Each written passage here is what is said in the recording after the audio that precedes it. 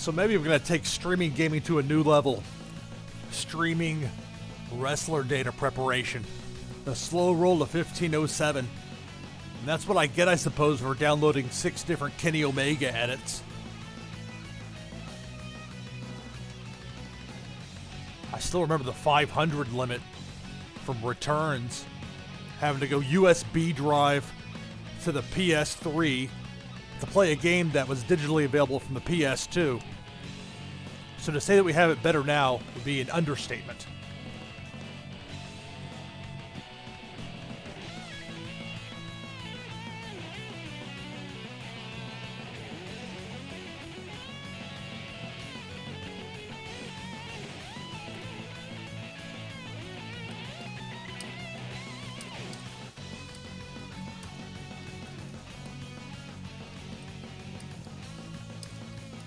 Oh, there we go. Better hit the button before it goes to the demo mode. That's one mod I really do miss, is the mod that made it where it wouldn't load the attract screen, as he used to call it in video game arcades, where we just go to a make-believe match, joined in progress like it's primetime wrestling circa 1991, Madison Square Garden.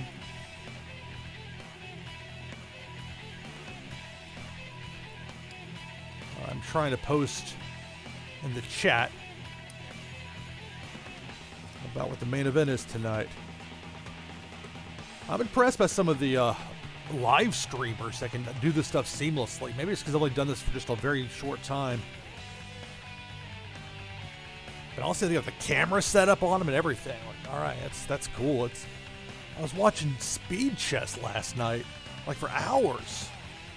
And I plugged it over on my Twitter feed, and it's all Fire Pro World Fan. The word Fire, the word Pro, the word World, and the word Fan all in a row. Not that tough to find. I got the avatar, at least as of this broadcast, of New Jack stabbing Yoshi-Tatsu multiple times in the head with a fork. Anyway, so that's me.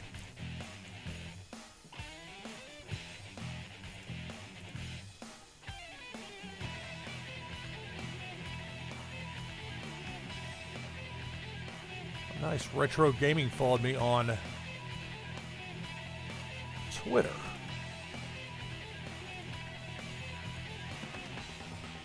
Always appreciative of that. So let's get this thing going, shall we? Main event tonight's going to be good. Got a new champion. It's been like a hot potato, the AEW Heavyweight Championship. Belongs now to Chris Jericho for, I believe, the 4th time. And no, I did not bring in Russo for consulting on this for the hot-shotting circa Attitude Era.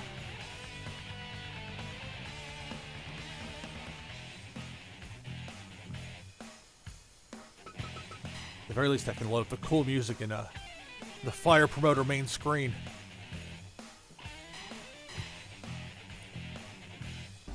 There we go. It's that organ sound like you're out at the baseball game. Sort of.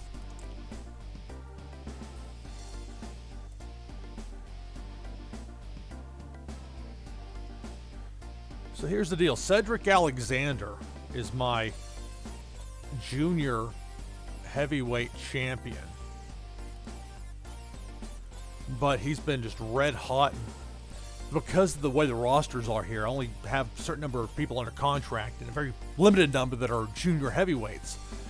So Cedric's been my junior heavyweight champion for coming up on a year now. Basically, it's been like Cedric and then Pac, formerly Neville in WWE. With maybe T-Hawk thrown in there. That's kind of been the beginning and the end of it. But Cedric, he was kind of like, Cedric had two successful title defenses in year 2 over Flyer and T-Hawk. Then in June of that year, Pac beat him for the title. Cedric in the rematch in August beat Pac to win the title back. Then he beat Cody Rhodes. Then he beat Steve Dr. Death Williams. Yeah, seriously. Then he lost to Gran Guerrero out of nowhere on the November show. But thus far in year 3, unbeaten. Includes 2 junior heavyweight title defenses. Beat CIMA in January. Beat Brian Pillman when I brought him in February. Beat Pac in another successful defense in March.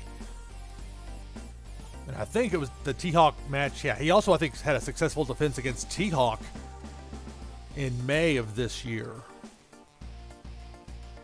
I'll go ahead and write that in there so I don't forget this later. And if all that wasn't enough, or weren't enough, on the last show, Cedric Alexander beat Kenny Omega. So I think it's definitely safe to say that Cedric Alexander has earned himself as a junior heavyweight, a heavyweight championship opportunity. You got Chris Jericho, who just won the title. Before I start planning out the card, I've got a few ideas in mind, obviously the main event.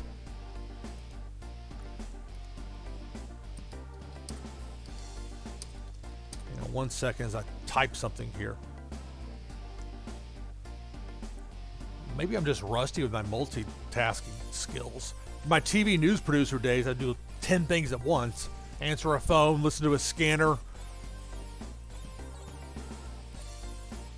find a VOSOT, find a good kicker story. It's Cedric Alexander.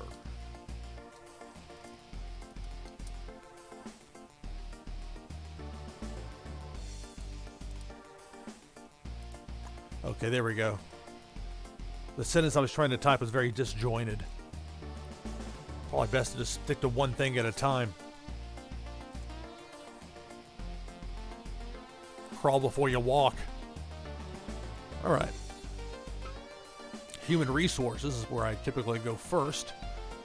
You get that one contract offer per month.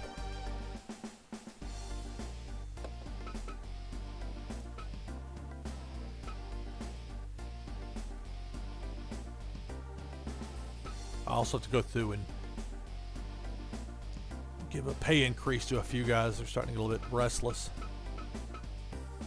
Let's see. Masato Tanaka is one that one of my scouts found. So that is one possibility. Other, Sami Zayn, although he turned me down for a contract, I think that's right. He's a junior heavyweight. It's almost, gotta think about this for just a second.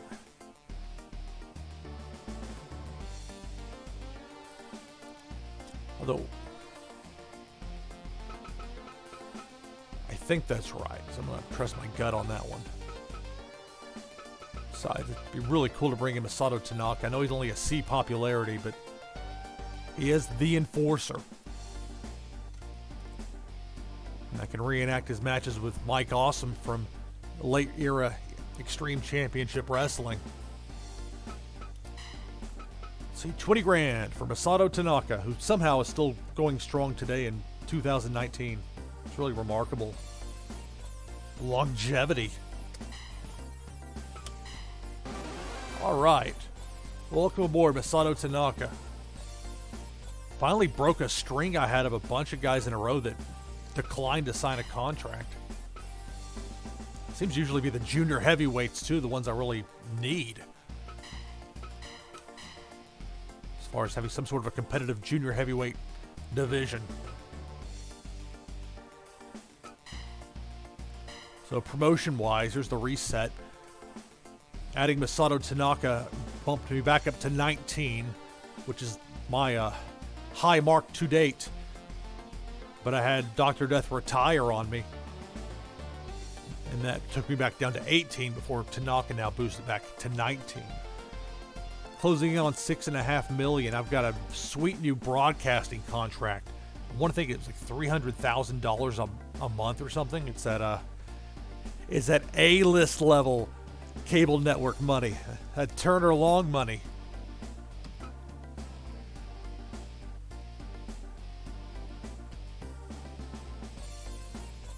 again, the financial disparity in assets. I mean, this is almost, yeah, this is actually, it's pretty not much close to spot on as far as just the wide gap that exists. I'm enthusiastic for the real life AEW. Hoping the very best for that crew. Tony Khan, knock it out, man. You can do it. You've been reading The Observer for years. You got the cash to be serious about this, obviously.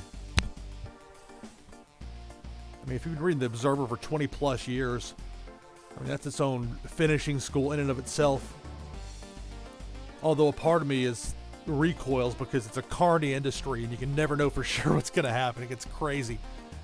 To me, that's half of the fun. It's just follow the behind-the-scenes stuff. A lot of times is a lot more compelling than the storylines they put out there, especially the largest company in the United States.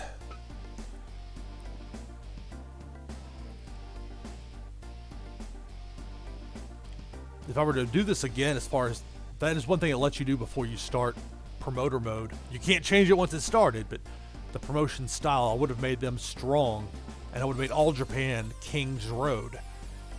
But I don't have a Stoic if I do that, so I can't change it even if I wanted to. So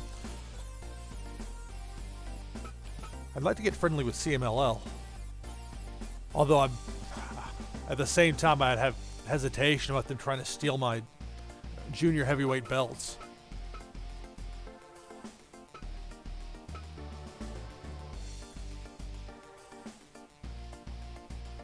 In an alternate universe, Rey Mysterio Jr. decided against going to WWE and stuck with Aero Lucha. I went to their debut show, the TV taping they did for the pilot episode. It's too bad it didn't work out. It was a lot of fun. And I'm not going to get to see just a whole lot more pro wrestling shows at the Nashville Fairgrounds Arena once it gets the wrecking ball to make room for the new stadium for Nashville SC Soccer, which I'm very excited about. Very much torn emotionally on that, but here's the progress. I like how UWFI has 5 wrestlers and 3 title belts.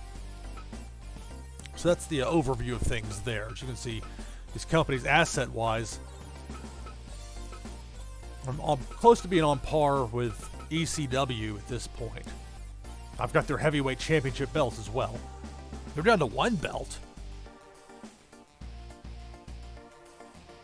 One of many reasons you would never see something like this in a WWE 2K game is the word belt being used, not saying championship title, when you're actually talking about the actual belt, the physical thing itself, and you can't call a belt a belt.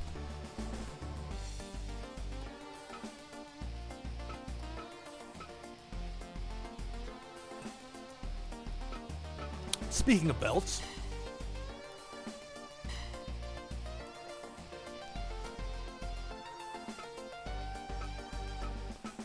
Jericho by far has had the longest successful defense streak with 6. Since then, at most, it's been 1 successful defense. It's hot-shotting like crazy. Not the way I wanted it to go, but so you got Jericho, who is, and I like the way it puts like the first, second, third, etc. Very much like how New Japan Pro Wrestling does it. Yeah, Jericho is a 4-time champion.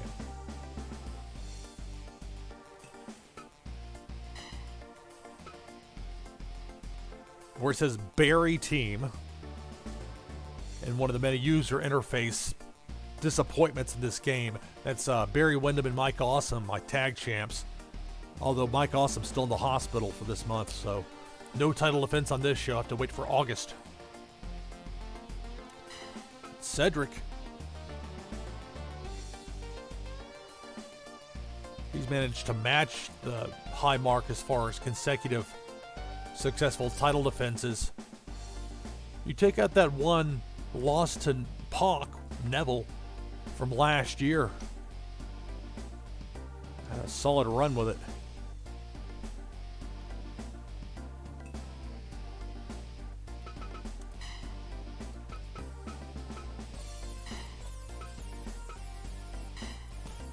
All right, we'll do the busy work of the training center here.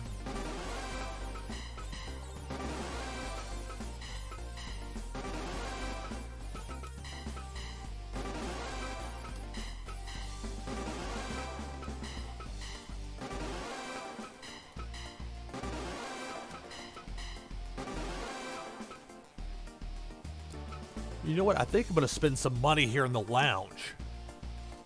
Upgrade. Keep them trusting me.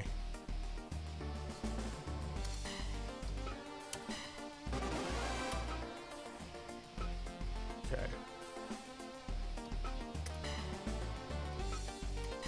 Merch. I'll come back to this. But I'm pretty sure it was, I want to think 50,000 t-shirts or something like that. It was a large volume.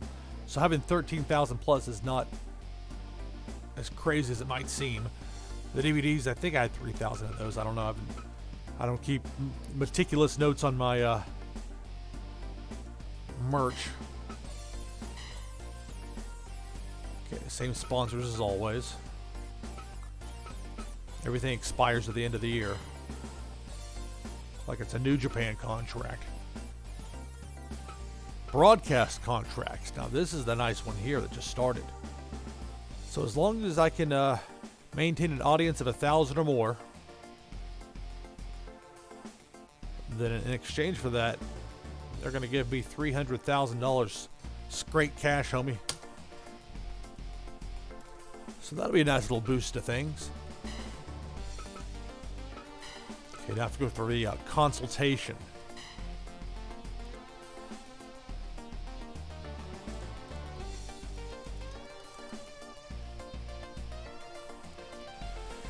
All right, let's see. Walter was wanting some more money. Actually, Goldberg was as well, and that's fine. He's a star for me. His matches aren't always the longest, which sometimes cuts a little bit into the overall show evaluation, but not the end of the world.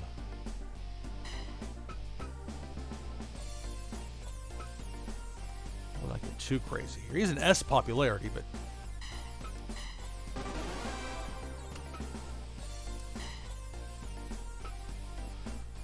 all right, Walter. Walter's back up to an A level popularity. He's kind of vacillated back and forth between A and B. It's like a minor league baseball player trying to break through.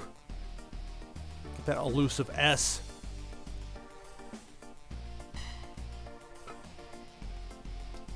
We'll give you a $22.95.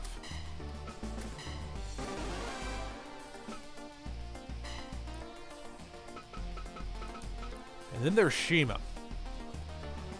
Here's the thing with CIMA. Hey, apparently, Rich. What's up? When I started, CIMA was at all D's. And I tried, and CIMA was my first junior heavyweight champion. I'm doing pretty good. How about you?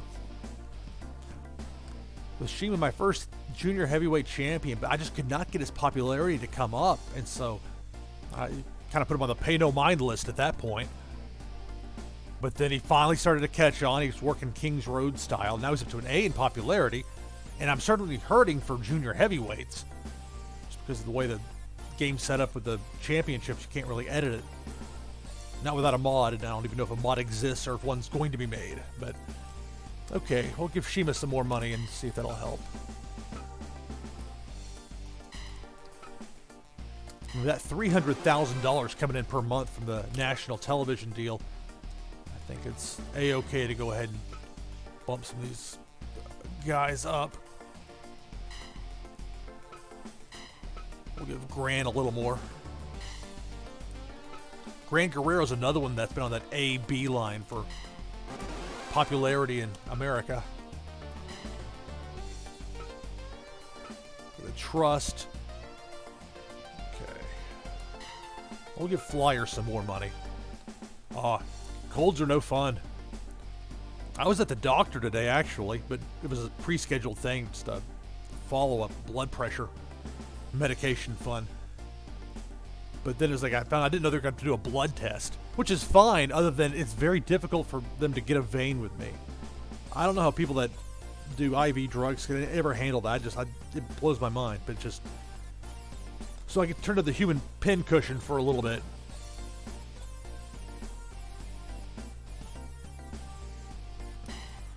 I'll move Flyer up to 2,000. You know what? Let's go middle, because I want Flyer to be happier and trust me more. I upgraded the lounge.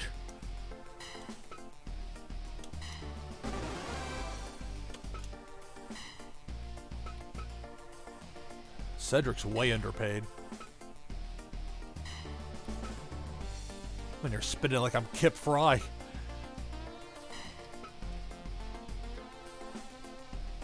Just hope I don't get ousted for a Bill Watts type to come in and trim the budget. Oh yeah, S guys. I've got several that made it to S. Yeah, those tournaments definitely work out when you get them to cooperate.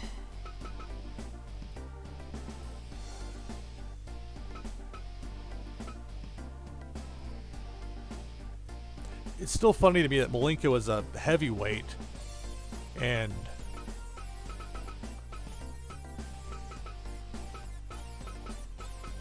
or maybe I was looking at Sami Zayn from before. Sami Zayn actually weighs 2 more pounds in the game as a free agent.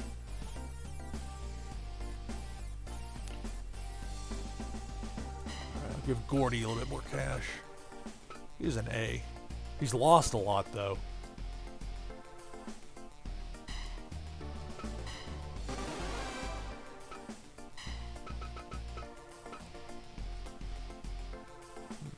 Just signed Masato Tanaka, so he'll have to deal with beginner's level pay. Sorry, pal. Yeah, there he's a 209, but listed as a heavyweight. That arbitrary line. Okay. T-Hawk, I'll leave T-Hawk be for now.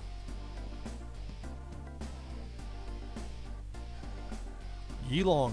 Falling up to a B popularity. I don't want to give too much more. I mean, I can do 929. Okay, I can do that.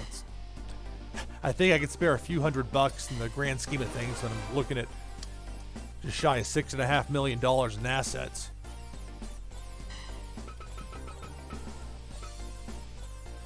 Ambrose, he already trusts me a lot. He's been making top dollar. I think 2640 is as high as anybody I've got. Jericho, I'll go ahead and bump up. And Jericho's been my main star as far as go-to. He had the 6 consecutive successful defenses of the heavyweight title before it turned into a hot potato.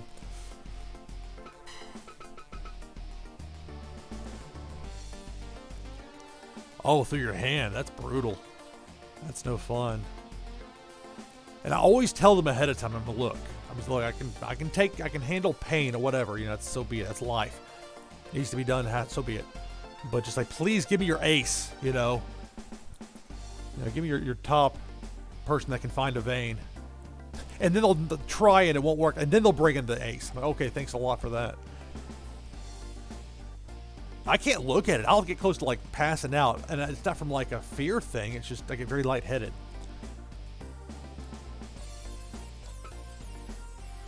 All right.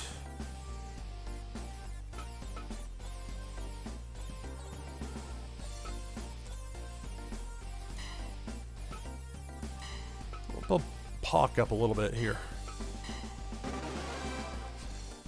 Pac, a.k.a. Neville, a.k.a. blank. Because there's no short name assigned for him in this game, unfortunately. Jericho's got pretty good money coming in. Okay, I think we're good as far as me giving out money for now.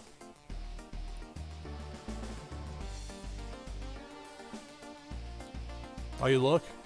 I don't know. I can't handle it for whatever reason.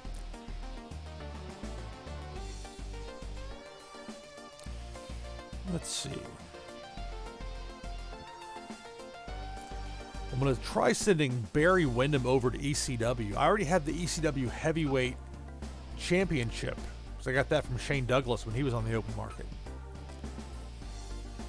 But I'd prefer to send Windham over there, because I'd like him to stay relatively fresh. He's one half of my tag champs. But I've got Mike Awesome, who's been in the hospital for 3 months. He gets back for next month, so I just got to make sure Windham doesn't get messed up in the interim. Have him go work a squash match or something.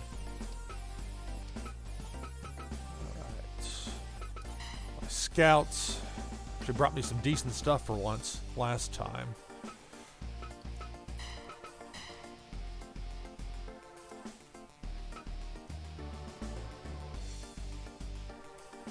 Scoping. Oh, like having your knee scope, something like that.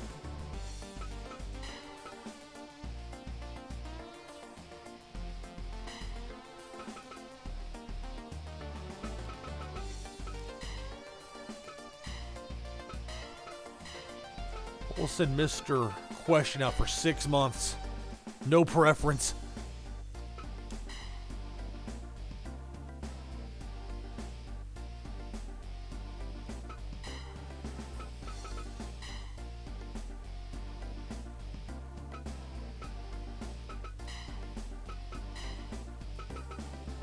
Four months for Marty Sakota.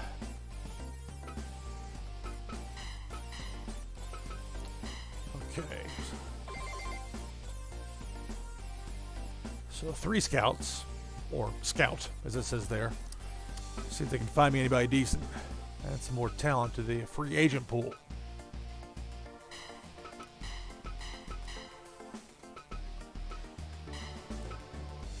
Okay. So ECW is having a tournament, from what I was told at the end of the last stream that I did for the June Year 3 show. See Windham, good condition, all green. Now, I'm always concerned though about sending over a champion. Although he's a tag champion, so I would think they wouldn't take his belt, but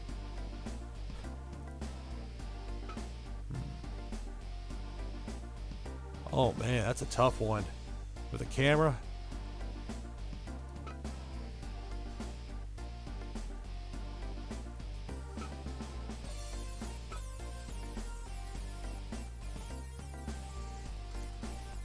I just signed Masato Tanaka.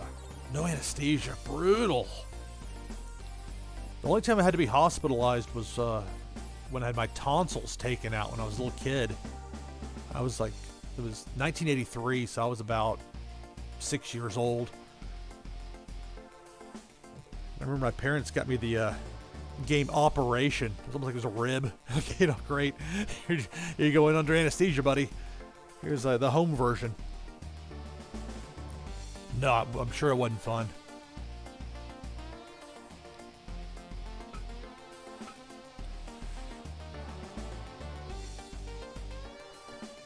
So let's see if I'll send, well, my only hesitation though, if I don't send a junior heavyweight, I don't want to give him Pac though. They're not worthy of his S level. They don't deserve the rub, as it were. Flyer's already got a belt.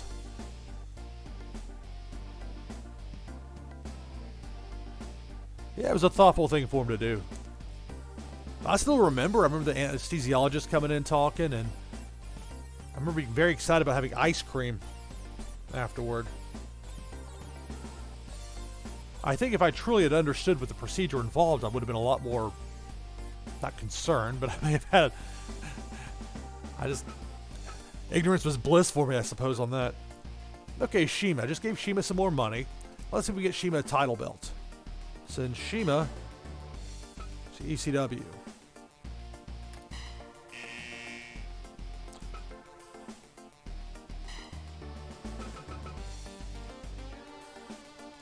Okay, try one more time then.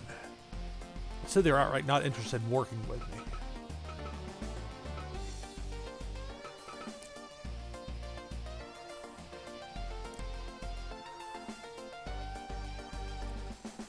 Well, that makes sense. They want somebody that's higher up. There's ECW in this game. I think it's still at like D level, if not C. All right.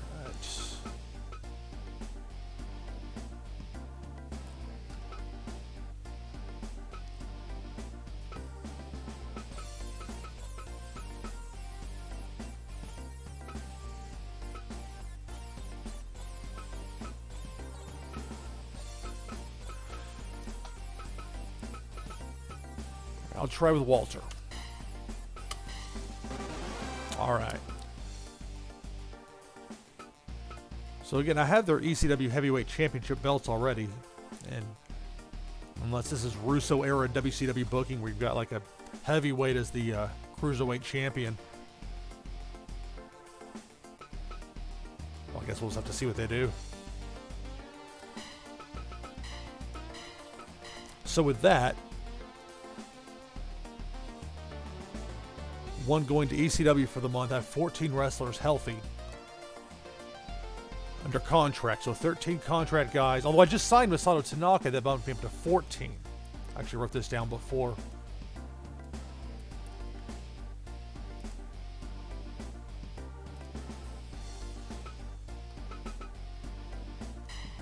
All right. Put this together.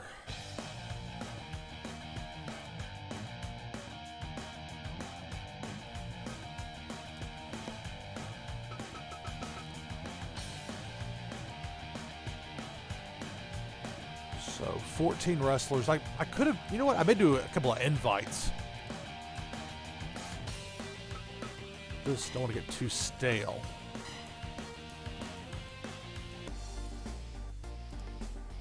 Oh yeah, I've been watching the New Japan Cup. I actually wrote a blog entry about it. I've got a website, tigerdriver.com, if you care to see it. It's got my predictions. I've got a Lance Archer in an upset beating Will Ospreay. I hope I didn't spoil something. I realized I just started blurting out results, not even thinking. How about you? You been watching it?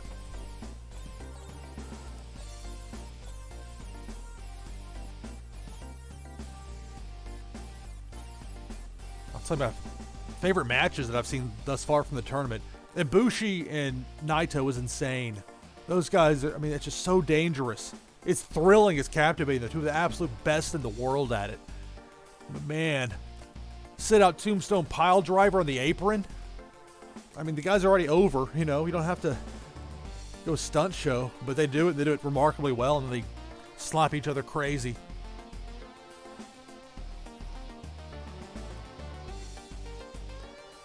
Yeah, I mean, I would definitely say catch up when you can. I mean, not every match is a must-watch. But I recommend Goto versus Sonata, the main event from the most recent show. I loved on night one, Tomohiro Ishii versus Yuji Nagata. Yeah, Juice versus Lance Archer was good. Lance Archer, I mean, he's up there. He's like 41 or maybe 42. He's close to my age. But I saw him work the New Japan show here in Nashville last month. I've seen it. I saw him out in California too for New Japan. He's agile. I think it sets up Okada versus Archer. I think makes sense because they're running this small venue that almost never gets big matches. Like they had Nakamura versus Carl Anderson from the 2015 G1, and besides that, it's been a lot of multi-man tags, if you know what I mean.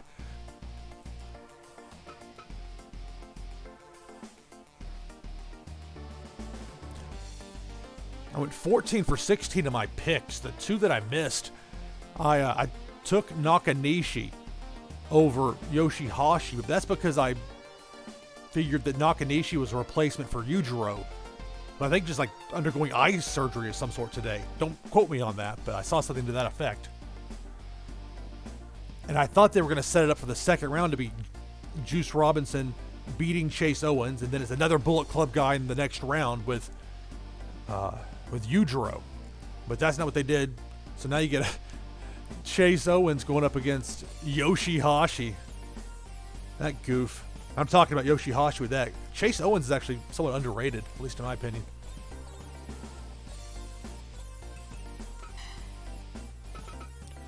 Go ahead and do the two invites here.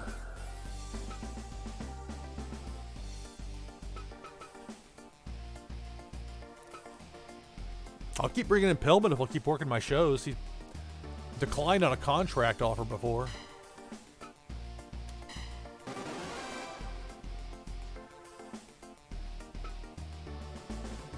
Oh yeah, I love the way New Japan does it. I mean, their tours, it's working smart. You know, it's just, the reality is that the strong style they work, I mean, you can't go like that every single night in those singles matches. That's why you have And that way you've got the lower tier guys to take the fall usually. So when a key guy loses, it means something. Like when Taichi pinned Naito in that tag match, it meant something. Because it's a rare thing for a top guy to lose. But yeah, if you got somebody who's hurting, some of those guys, like I don't know how Tenzan can keep walking. Like, his ankle's so messed up, his body is broken down, you'd think, but then he goes in there and just makes it happen because pro wrestlers are amazing like that sometimes. Got one more invite to get me up to an even number for this show. 14 contract wrestlers, one invite with Brian Pillman. And we'll see if we can add one more. Still can't forgive Enzo for no-showing me.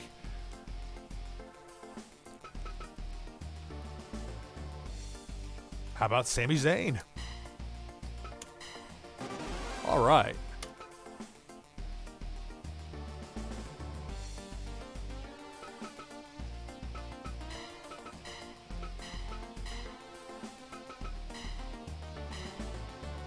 So with this, I'm going to hold off on there won't be a tag championship match on this show because one half of the tag champs is in the hospital. So that'll have to wait for August.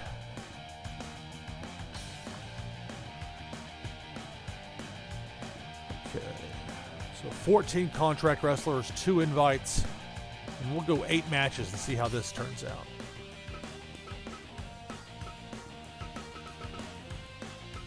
And that'll include the main event.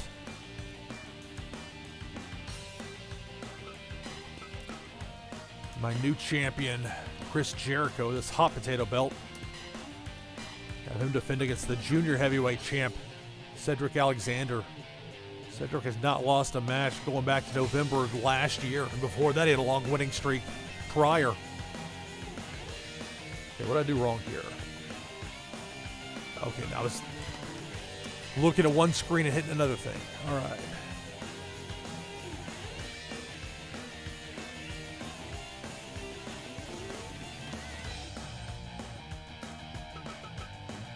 Go with Cedric.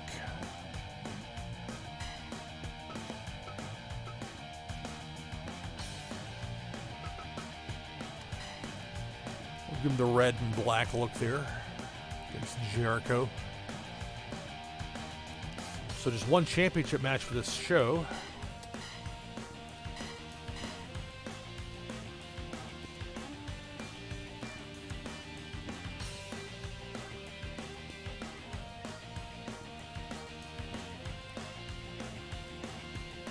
So the guys I can't use for this show, Mike Awesome was hospitalized.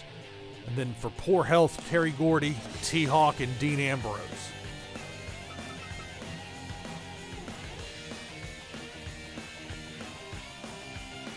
Oh, it's a tigerdriver.com, like the move, like the Misawa move or Tiger Mask move. It's something I've done just like, I've been trying to figure out what I want to do with it because I've got some like New Japan World match listings on there. Like it slays me. I love New Japan. I love New Japan World, but they make it so difficult for people to get to their back catalog. Like if you're using Amazon Fire Stick, if you're watching something like live or from a couple days ago, great. If you're trying to find Ibushi Nakamura from Wrestle Kingdom 9, it may take you a little while.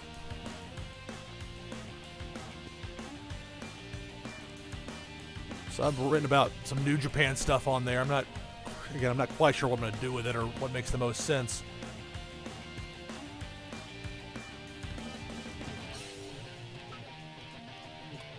Hopefully I have a better idea once the NFL draft is complete. That's really got most of my time. Although at the moment, there's not much I can do. Any mock draft I put together is going to be within minutes, made irrelevant because of a trade or a signing. All right.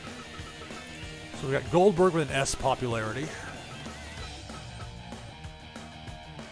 Barry Windham an S popularity.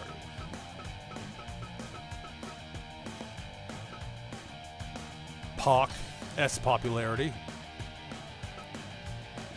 Omega, S popularity.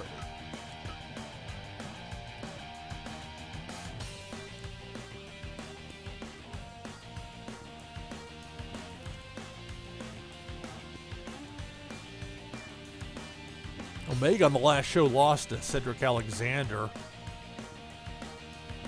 Before that, he beat Pac. And he was doing some tag team stuff.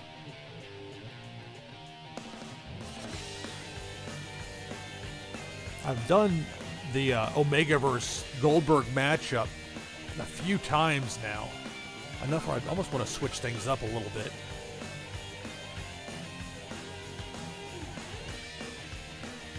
Yeah, if you get a chance to check it out, I'd appreciate it.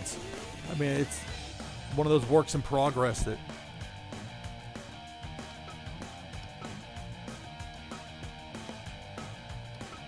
I don't know. I don't want to like commit too much time to it because I'm getting pulled in 1,000 different directions.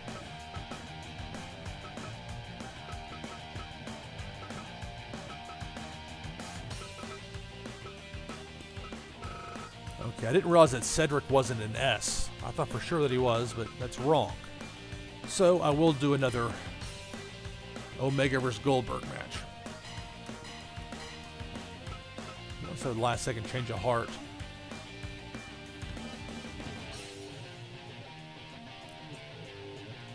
Now, that would be something. Omega versus Pillman. That's the play.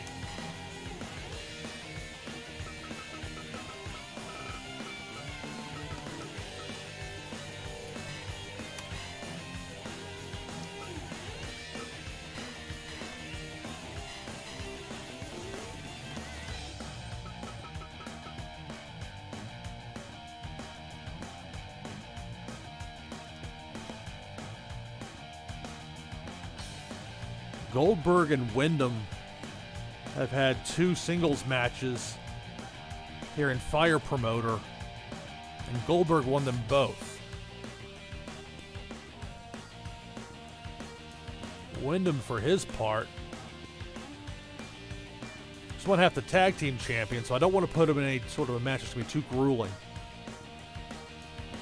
Because he really needs to be healthy enough to have the tag titles defended on the next show when Mike Awesome gets out of the hospital. But he beat Terry Gordy, he beat Walter, he lost to Goldberg in January. Before that, he beat Mike Awesome, he beat Dr. Death. He had a bit of a hot streak. I brought in Barrington Hughes out of MLW for one show, and Barrington beat Barry. Hughes over Windham.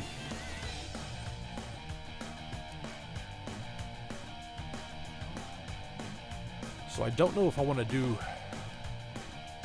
Windham versus Goldberg because I have done that a couple of times. And eventually I like to put Tanaka near the top. Popularity's too low at the moment.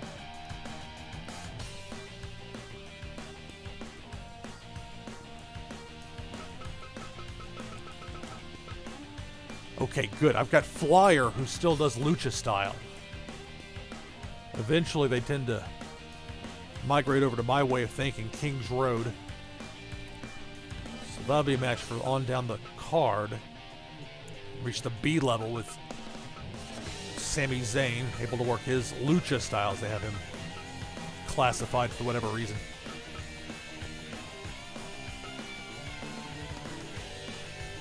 Okay, we're going to save Windham for a little bit later on the show. Goldberg's going here, I know that. Just got to figure I'm going to put it against him.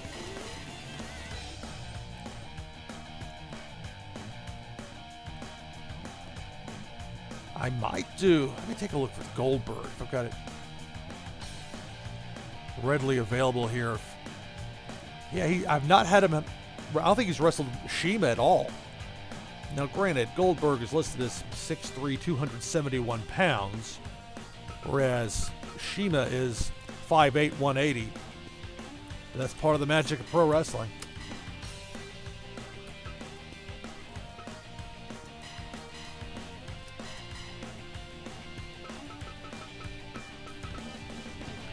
Gran Guerrero is back down to a B. He goes back and forth between A and B. There's a B. YOSHI-HASHI. Windham. Yeah, we just got to save Windham.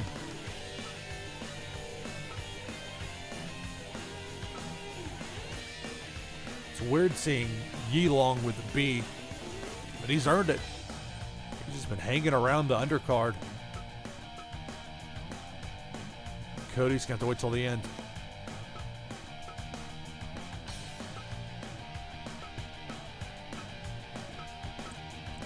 It's not even all that good of a Cody edit as far as the way it looks. It's not, hardly a spot-on match like sometimes you run into. And that's not knocking the creator. These are all done better than I would be able to do it myself. I don't have that capacity, unfortunately. I tried with Superfire Pro X Premium 20 plus years ago. Didn't take long for me to figure out that was a task probably left better to people more adept to make it happen. All right, but Windham here.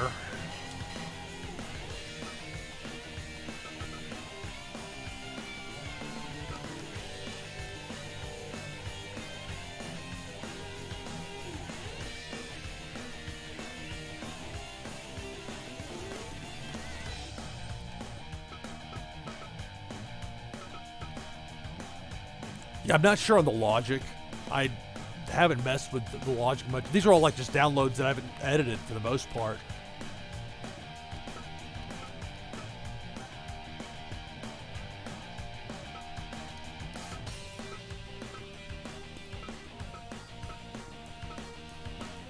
At some point, when this first run through Fire Promoter runs its course, I do plan on going with a big one, like a 17 company run to see how that works.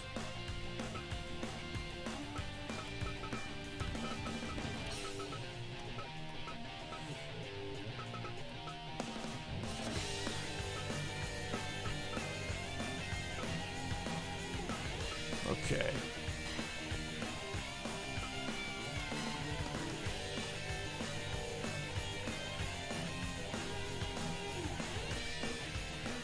That's the first time match I can go with right there. Windham versus Pac. Neville. 4 matches booked, 4 to go. Have you been able to figure out the logic particularly well?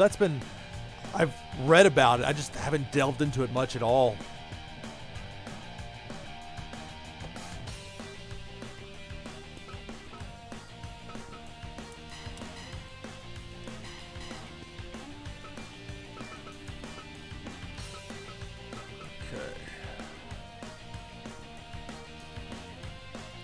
Malenko, he won the heavyweight title from New Japan, and then he's been just on an absolute cold streak since then.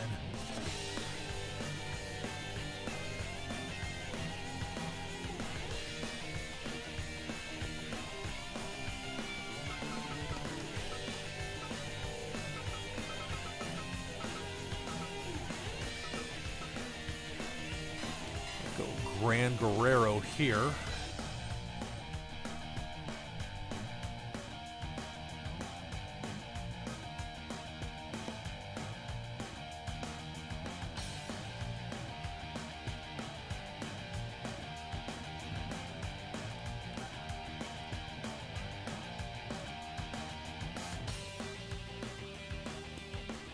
Yeah, sometimes simming is a way to learn things about it. I mean, for me, it's like working from the blind because I'm not the one who created it initially.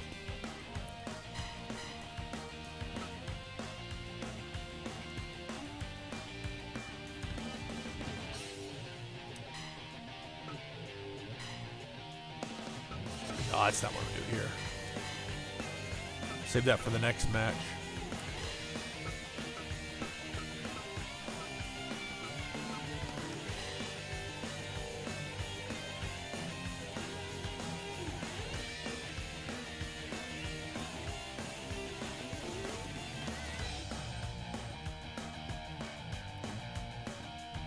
Looking at my little results, I probably should write it down and have it like on a piece of paper versus in a little notepad thing on my computer.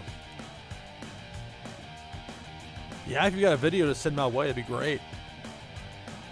Always appreciate opportunities to learn new things.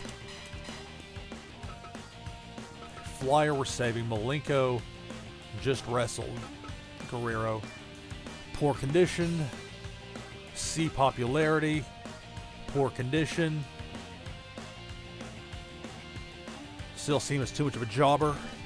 Even though he's really nice, fantastic, but just that's how he's been in this game, just the way it worked out early.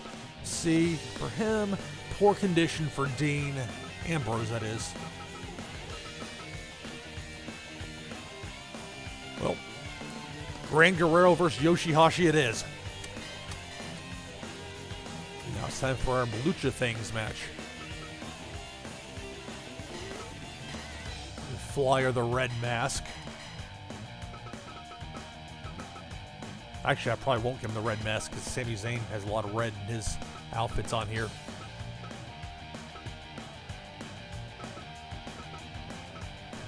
I never really noticed this one has the third Zayn outfit has a thicker beard. We're getting wintertime Sami Zayn.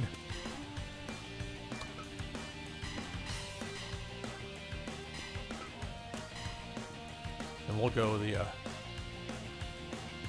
regular black outfit for Flyer. So I don't forget later, I'll make sure to designate this as a lucha match. So try to make a habit of going through and double checking all the matches before I lock it in. That confirm match card button, that's no joke up there at the top. No warning, no help, no are you sure? Get locked in.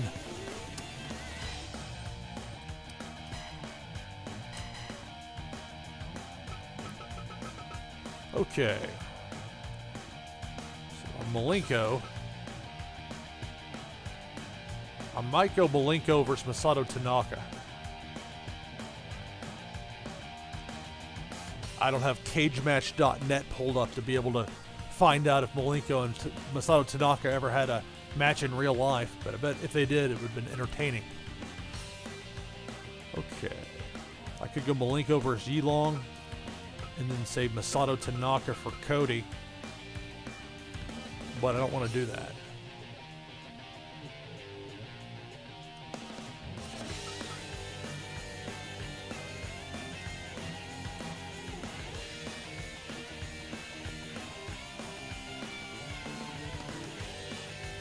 I double check here with. Well, I had Yilong last match he wrestled. He actually beat Cody. So it's really not fair to make them face off again.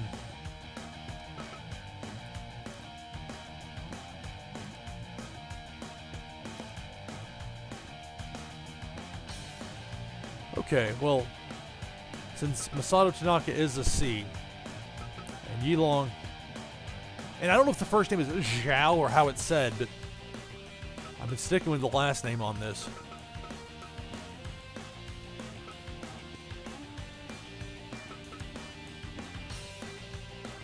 Let me just double check to make sure I haven't done a Cody versus Malenko match recently.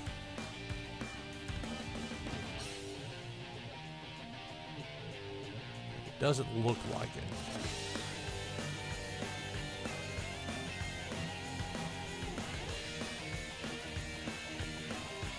All right.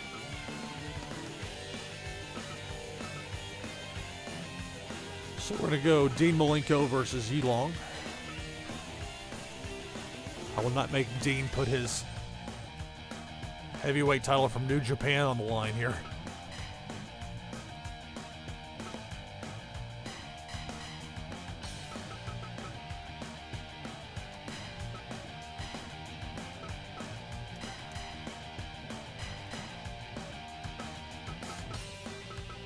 And then the opener.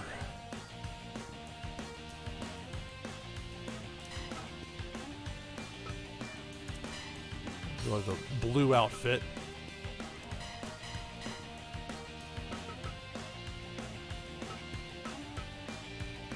And then the debuting Masato Tanaka. I think this version, I mean, it was like when the night when Fire Promoter came out and it finally unlocked on Steam, I took some time as best I could to get everything set up as quickly as I could. But there are a few guys where I don't know if I pulled the edit I would have preferred of them. I never use the alternate outfits. I always go with always think of that as ECW look. Okay, so there we go. 8 matches in total. champion versus champion main event. Jericho putting his AEW Heavyweight Championship on the line against Junior Heavyweight Champion from AEW, Cedric Alexander. Note that Chris Jericho's ECW Heavyweight Championship is not on the line. Omega versus Pillman in the semi-main.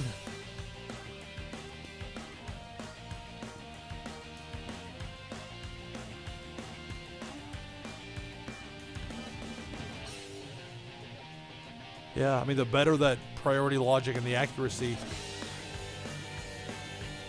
you get with that definitely makes a huge difference from a gameplay standpoint. I think the only time I really noticed that in particular, there was like a John Cena edit that I had. It is okay, you know, it's what you would expect. And then somebody took that and tweaked the logic.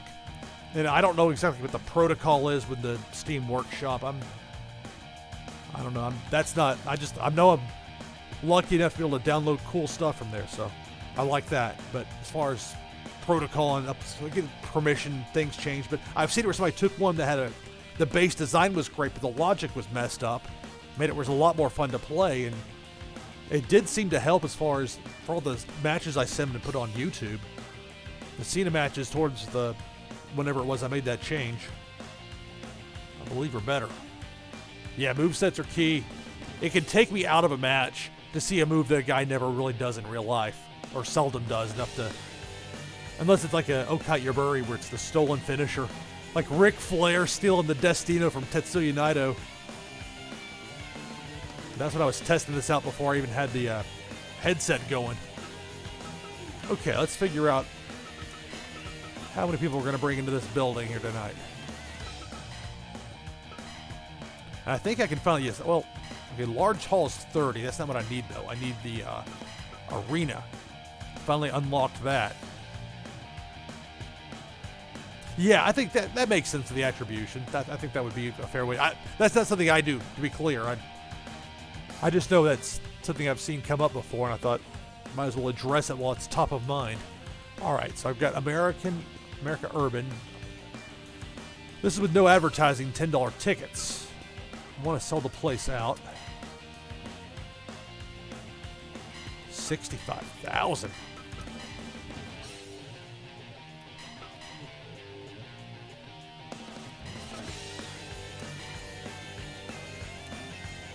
There is some risk here. If one of my invites no-shows, could be a problem.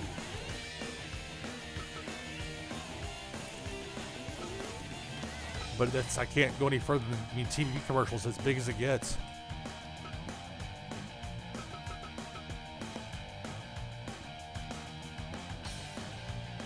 Looking for the full house. We'll go for it. Why not? Go through now and check the match style and rules.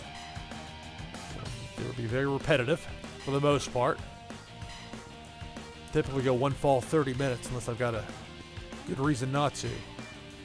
This is the exception here, match style, the lucha style. The Flyer still working lucha style. And Sami Zayn, for whatever reason, being classified as such. 30 minutes for Gran, Guerrero, and YOSHI-HASHI. Got Windham versus Pac, which should be good. Goldberg versus CIMA, which should be interesting. Kenny Omega trying to bounce back, taking on Brian Pillman.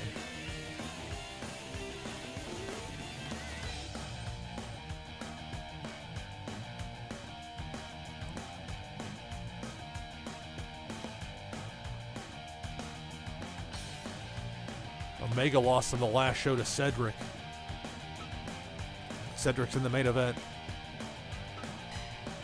So I'll stick with 30 minutes even. Okay, that's why you double check things. I do not want 60 minutes here for Goldberg and CIMA.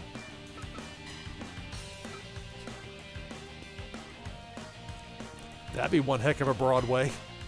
Goldberg and CIMA going 60 minutes. Good luck with that. All right. So that's as I had it, 30 minutes for the semi-main event. One fall, 1 hour time limit here.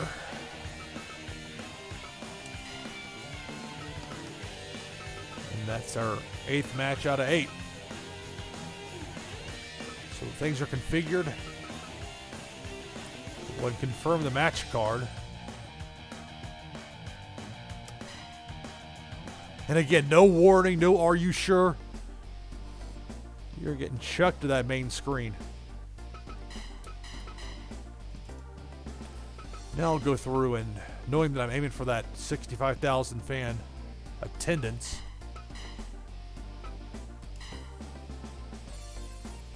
see what kind of merch we can sell.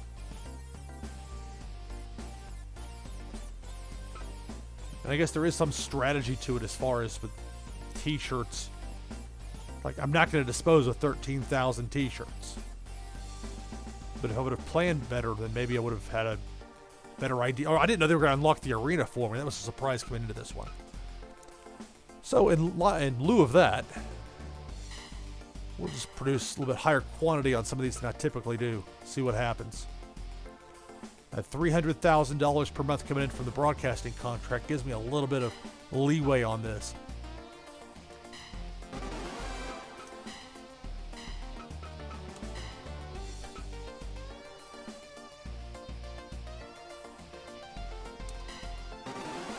A lot of photos.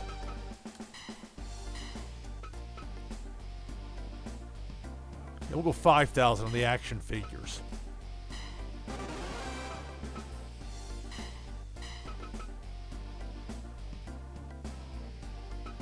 We'll go 20,000 on the goods. The expenses are adding up. Mask. 3,000. Oh, it's not that much of a discount. I mean, 4,600. Yeah. If they don't sell in this show, they'll sell in the next. Not the case for the branded snacks, of course, because they can expire. I almost always go 1,000, but since we're at 65,000 there, I think I can play it a little bit less conservatively here, just to see what happens.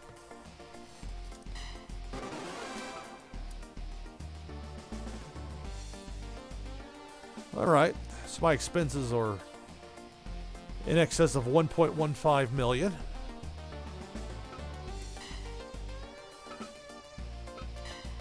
Already got everything repaired there.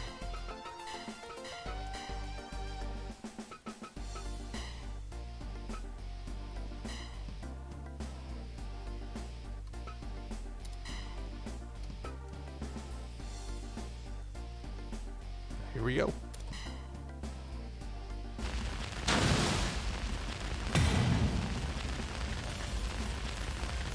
Yeah, I've noticed the quality of the downloads on there from the workshop. Yes, okay, both of my guys showed up. That's like a... It doesn't give you like a heads up like, hey, everybody, all are accounted for in the invites.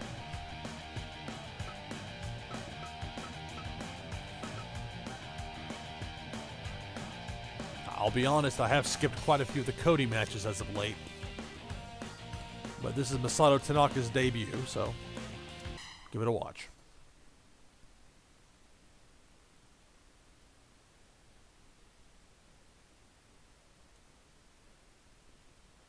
Whenever this decides to load. Right.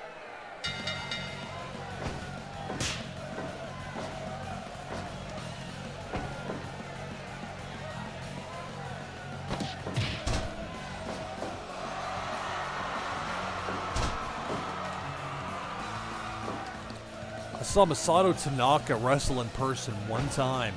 I was in Orlando, Florida at an MLW show at a nightclub in May of 2003. Him against Mike Awesome. It was a great match. Very violent, but great.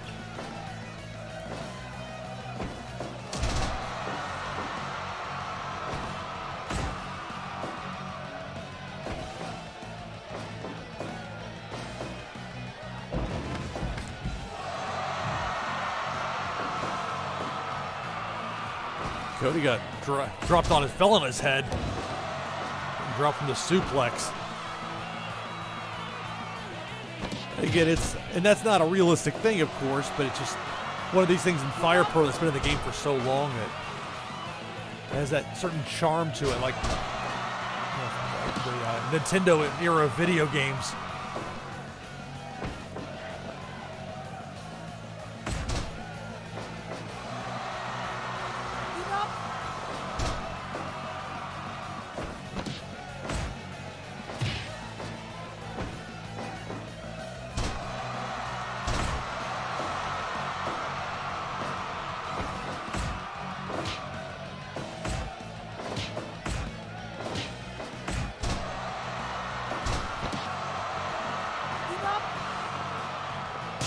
So I guess the other promotions don't ever get mad that I have their belts. Or if they haven't made any sort of overtures to try and book somebody, or... Now, I realize this game is not all that complex as far as the AI goes.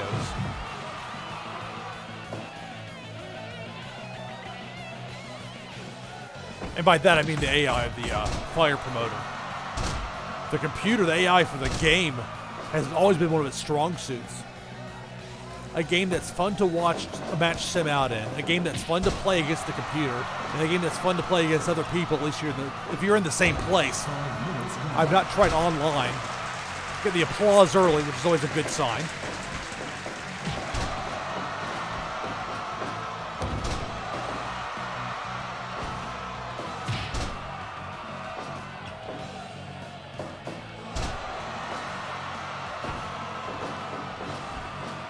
Live shows are a lot of fun. I've been to a bunch. First one I went to was a WWF show at the Nashville Municipal Auditorium in January or February of 1990. I think actually February 1990. It was after the Royal Rumble.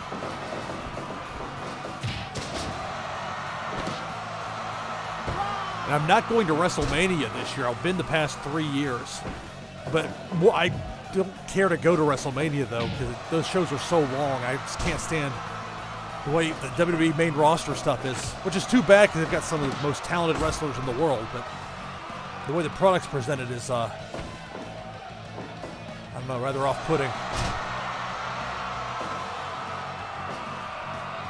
But like the most fun I've had has been some of the smaller shows like Evolve or like the WWN Super Show, seeing Matt Riddle against Will Ospreay in person at the Pontchartrain Center in Kenner, just outside of New Orleans.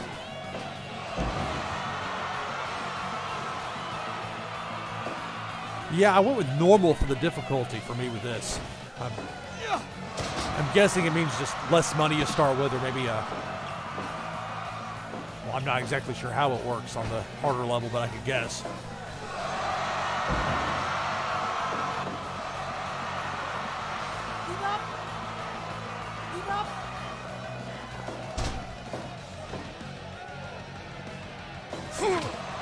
There's certain things you only pick up from wrestling by seeing it in person. Just the, I don't know, the vibe in the air, and just the like you get, especially when it's like a New Japan show where they're laying those shots in really stiff. I mean that's those. There's no way to work a chop like that. It's, you know, that's just part of being a wrestler. Got to deal with taking a chop.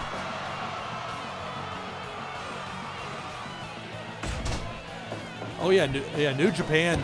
I'm hoping for good things for New Japan tomorrow with the on sale of their tickets for the G1 in Dallas.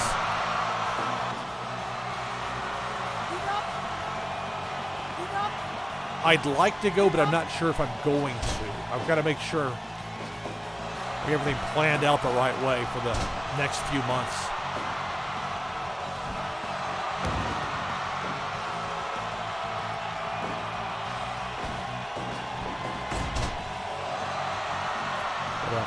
I was lucky enough to be, I was front row at the Walter Pyramid, the first Walter Pyramid show they had. They had the 5-star match with Ibushi and Omega against the Young Bucks. It was like the storytelling element you picked up just having it right in front of you there. It was rather extraordinary, I gotta say. And I'll hand credit though to New Japan. They've lost those guys, except they've got Ibushi, but you know, Omega and the Bucks are gone, along with Cody and Hangman Page and others. Top rope powerbomb from Masato Tanaka. Sorry, Cody. That'll do it. Well, that match turned out the way I wanted. Good competitive match. The fans were into it. And the new guy beat the guy that doesn't win anymore.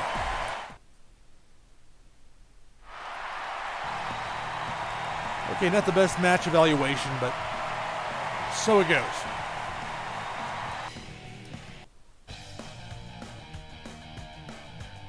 Okay. I'm going to be skipping some of these matches here due to time constraints.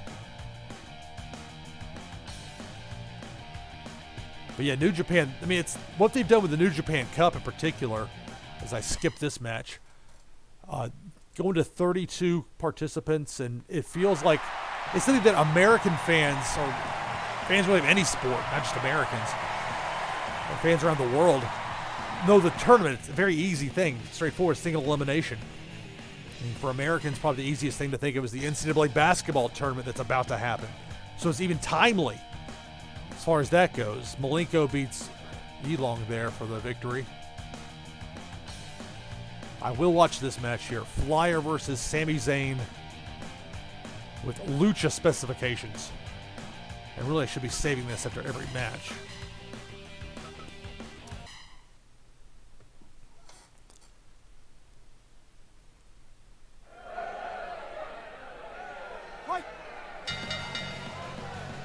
I don't know if you've seen the New Japan anniversary show, but the 47th anniversary show they had with Jay White against Will Ospreay. Really good match. It's a lot of pressure on Jay White being the heavyweight champion, being the guy they essentially plugged into the Kenny Omega spot. I mean, headlining Madison Square Garden at age 25.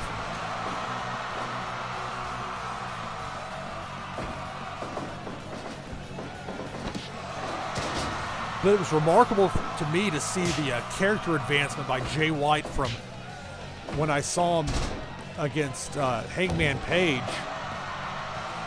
at Walter Pyramid. And they were put like in a death spot. The semi-main, excuse me.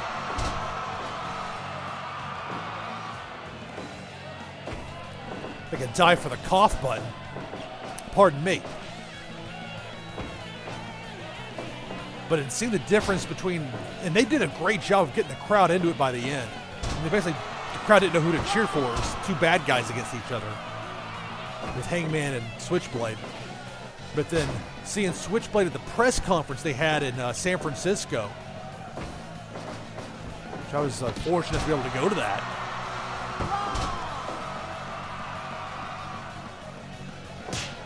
But I saw Jay White walked by where I was waiting outside. There was a line of people waiting to get into. I didn't make the cut for the media request, although I'm not entirely sure if it ever actually went through. Not the end of the world, though. I was able to just get in there and just watch it as just a fan. But Jay White walked past us as the fans kind of like cheered at him. All right, apparently. Have a good one. Thanks for watching. Point being, Jay White's improved a lot with his character, and I think he can back it up in the ring, but he's going to absolutely have to prove himself at Madison Square Garden, probably against Okada. Outside chance it could be Ibushi, but I think it's Okada's match to win. We'll see. There's going to be some heat in that building, though, if Switchblade ends up retaining.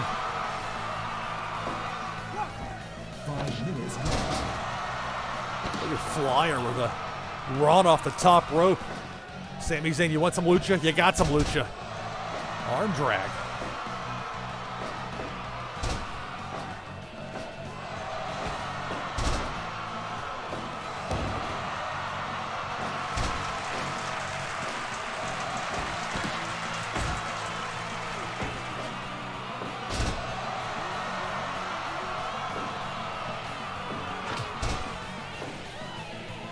Great if I could get Sami Zayn under contract, win or lose in this match.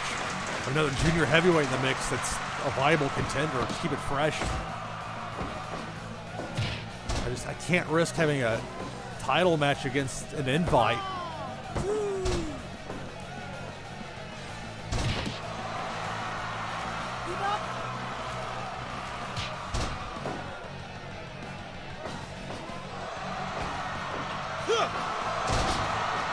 The exploder suplex out of Sami Zayn.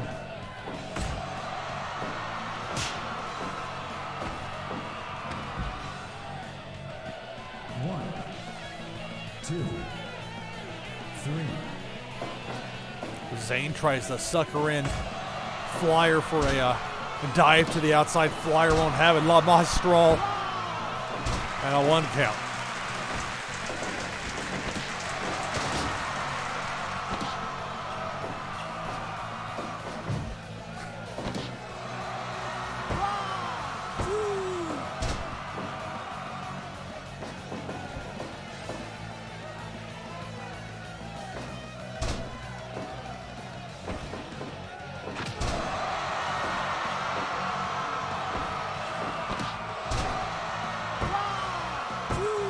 Victory roll gets a 2.9.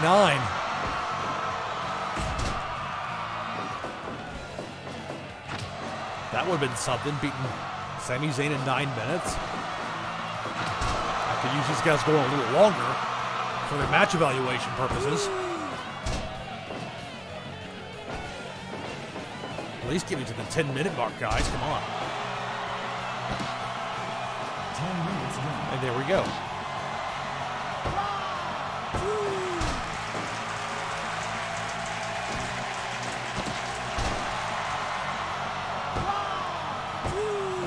Capacity crowd, 65,000 fans, my largest show ever by far, because this is the first month where I was allowed to use the large arena. Sami Zayn with a submission maneuver hooked in.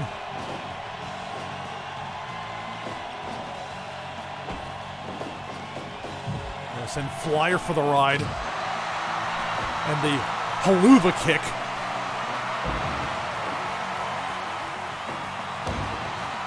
Zayn going for the victory. And a near fall. Crowd's making some noise.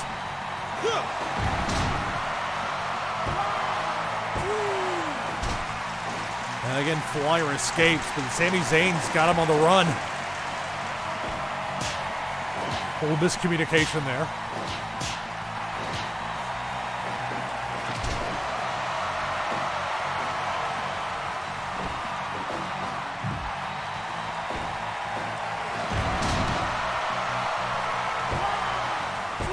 Michinoku driver for a 2 count only. Or is that a Falcon Arrow? A sit out powerbomb for the win. A flurry of near falls here. Zayn playing to the crowd. Senton from off the top rope. Flyer needed that. Well, he's going to get aggressive. A senton of his own. All's fair in turnaround. Super kick by Flyer. Make that 2 super kicks.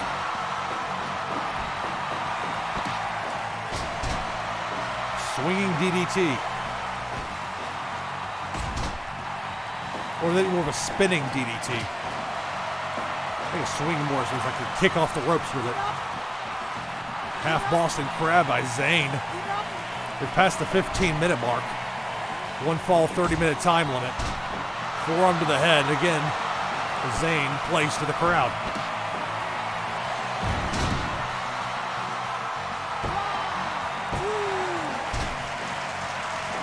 Zayn's tried a variety of ways to get the pinfall on Flyer. Has not worked to this point. They both evade each other. Head scissors.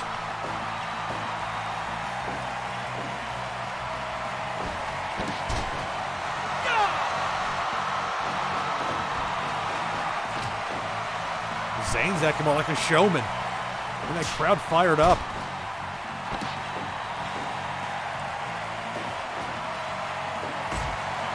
And look at that.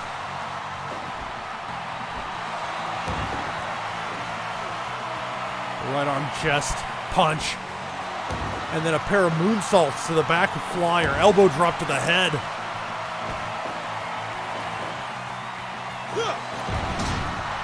For the victory. Flyer escapes again. This has turned into a really good match. The head scissors.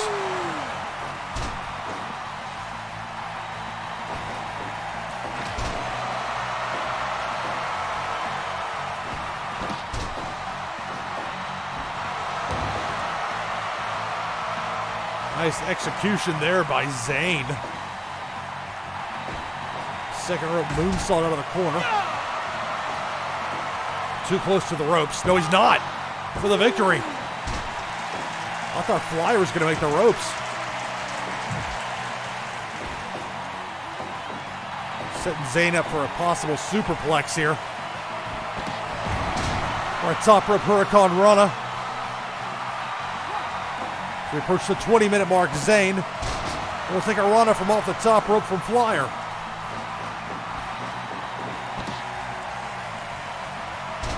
Flyer around the world twist.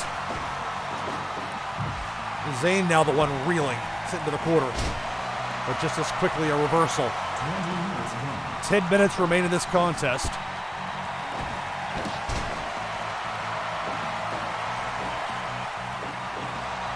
Back to the half Boston Crab. And that'll do it, the submission victory. It took more than 20 minutes. With Sami Zayn victorious over Flyer. That was a good match. And rightly so, a 100% match evaluation. Your winner, Sami Zayn.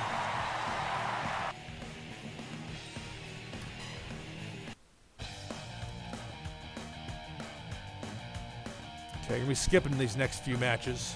Gran, Guerrero, and YOSHI-HASHI.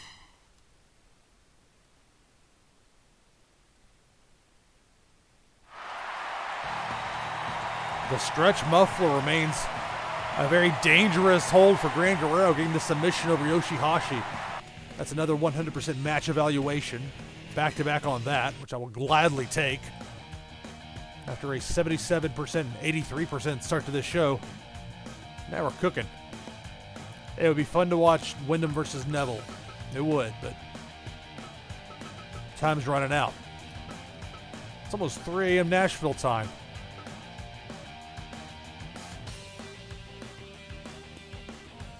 Although I'm a night owl, so I'm not much to talk about what time it is.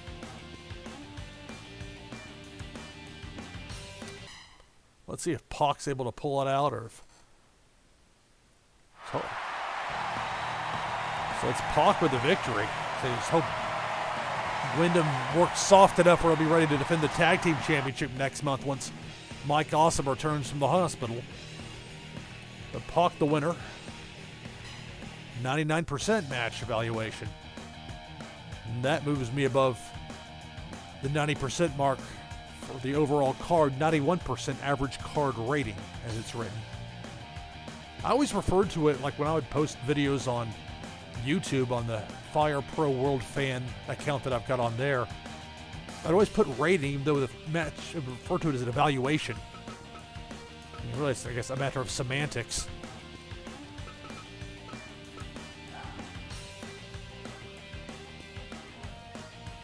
Sorry, CIMA, I gotta skip it.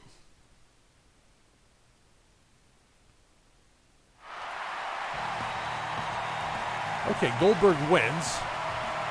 Doing 89% match evaluation, so Goldberg remains in the mix near the top. CIMA with that A-level popularity and drops the loss. Yes, we will watch Omega vs. Pillman. What's going on? 2 matches to go here.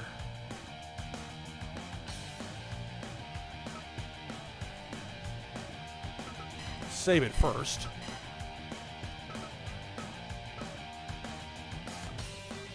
Kenny Omega versus Brian Pillman. 1 fall, 30-minute time limit.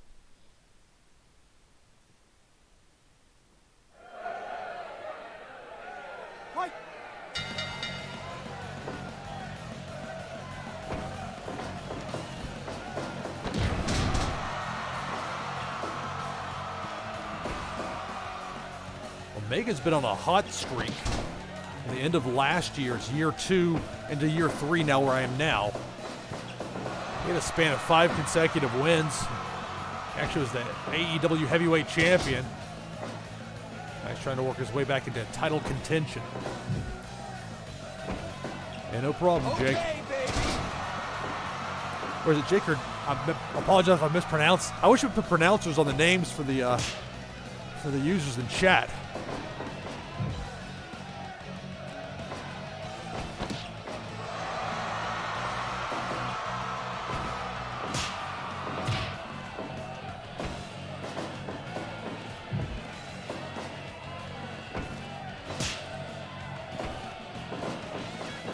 It's going to be very interesting to see what it's going to end up happening with the real life AEW and Omega in particular.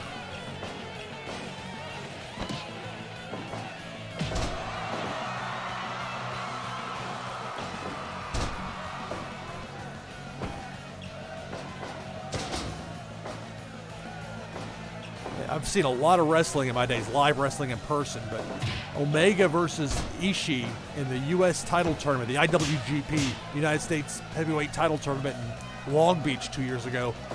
I think that's my all-time favorite singles match that I've seen in person.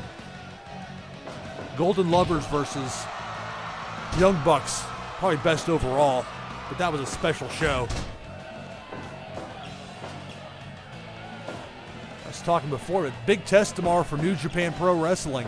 Tickets go on sale for night 1 of the G1 being held in Dallas, American Airlines Center. And I've been in that building. I was there for a Dallas Stars game. Referee Brandon Tolley's a friend of mine, hockey fan, fellow hockey fan, so we had the opportunity to go to a Stars game and we checked it out the Thursday before WrestleMania 32.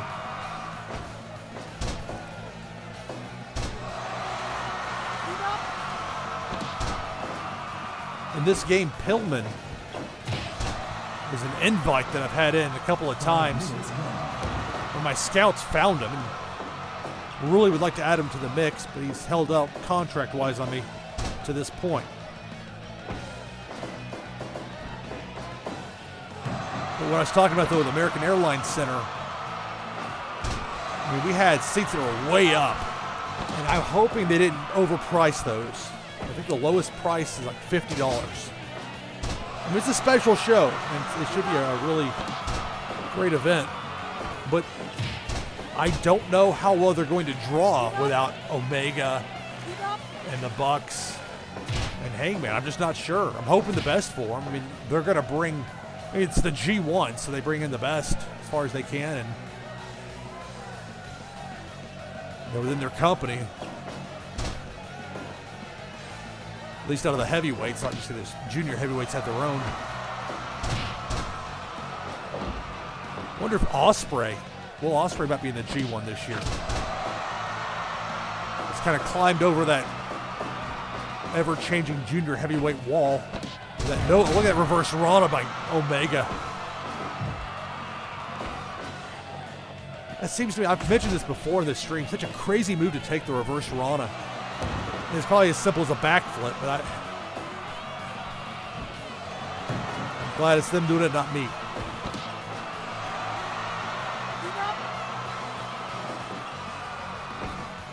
It would have really been something to be able to see Brian Pillman before his Humvee accident.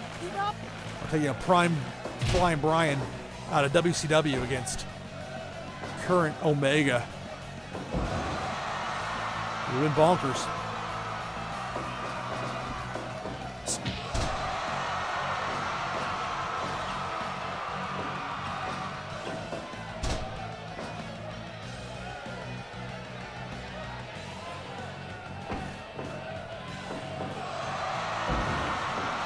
I really hope that they're going to have Tanahashi versus Okada in Dallas. I don't know what they're going to have. They play very close to the best. As far as you don't hear very many leaks out of New Japan.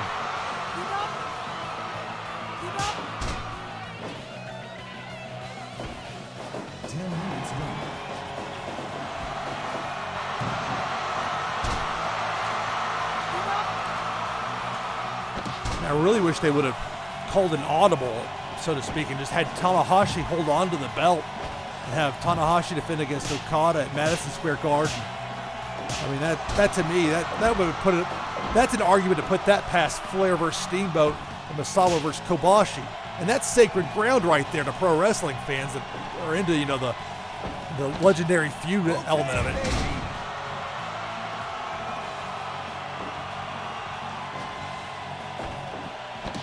It's almost more the modern day twist, like how you had Ricochet against Ospreay all around the world.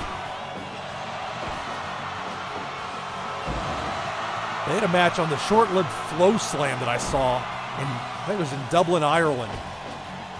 And if there's ever been a better pro wrestling match in Ireland, oh, look at Pillman going for the roll-up. Only a 1 count.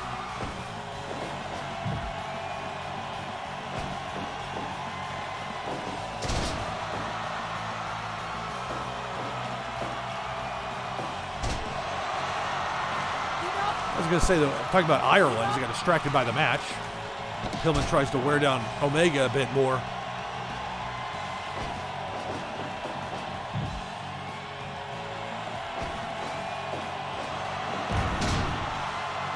Nice, too close to the ropes there.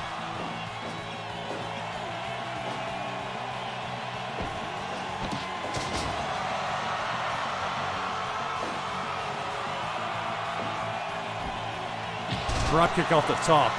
Point being, though, was that Ricochet versus Ospreay match was probably the best match in history of Dublin, if not all of Ireland. And that's not any insult at all to Ireland or Dublin. It was just a phenomenal match. And if one better exists on video, I'd love to see it.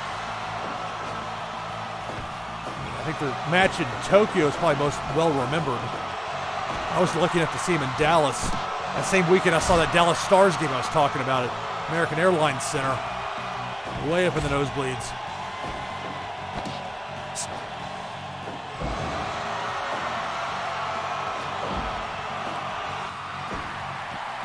All right, past the 15-minute mark, so you can tell there's a little, the intensity picks up just a bit with the crowd when that happens. Pillman with a backdrop.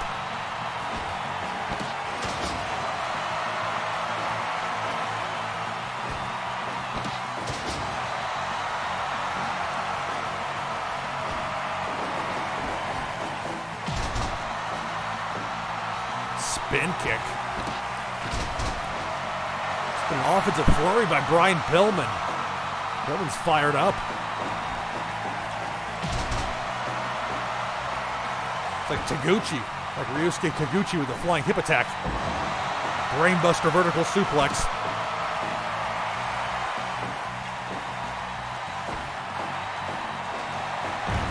And then Omega counters like that with a powerbomb.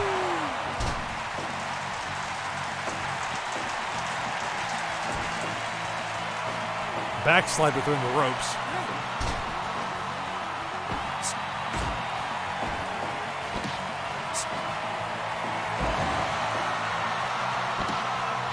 Omega starting to repeat moves a bit, trying to wear down Pillman.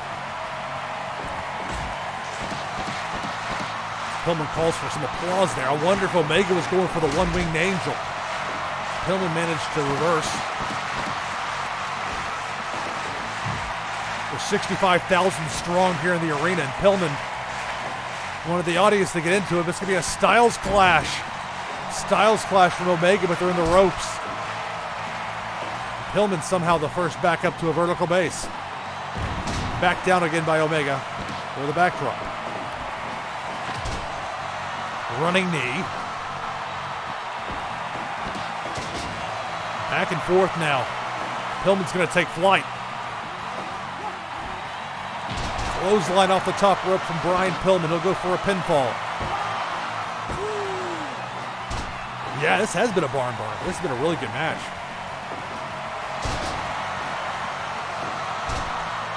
Pillman showing off his acrobatics nearly 20 minutes into this one.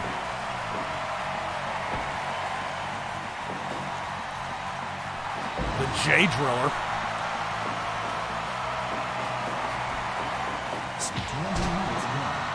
A V-trigger knee strike as we pass the 20-minute mark. Pillman sent for the ride. Hurricane Rana, the Frankensteiner from Omega. And that's really when I think about the Frankensteiner. That's the way I think of it. Now it's going to set up for the one-winged angel. He connects for the victory. And that'll do it.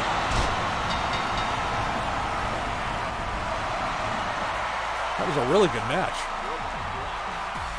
So Omega, your winner, the one-winged angel at the 2040 mark. So that worked out about as well as I could have hoped for. 100% match evaluation. Pillman in on an invite, losing, which helps my guy. Gives Omega a little extra boost. Omega's going to try and earn himself another crack at the AEW Heavyweight Championship that he lost back in March of this year 3. We're now in July of year 3. Definitely want to save. Go down to the main event. One fall, 60-minute time limit. Champion versus champion. Of the 3 belts collectively held by the 2 men, only one on the line is Jericho's AEW heavyweight belt. Not the ECW heavyweight championship that Jericho holds, and not the junior heavyweight AEW championship that Alexander holds. But Cedric has been on such a hot streak. It's almost like the New Japan anniversary show, only with the heavyweight title on the line. So here we go. Chris Jericho defends against Cedric Alexander.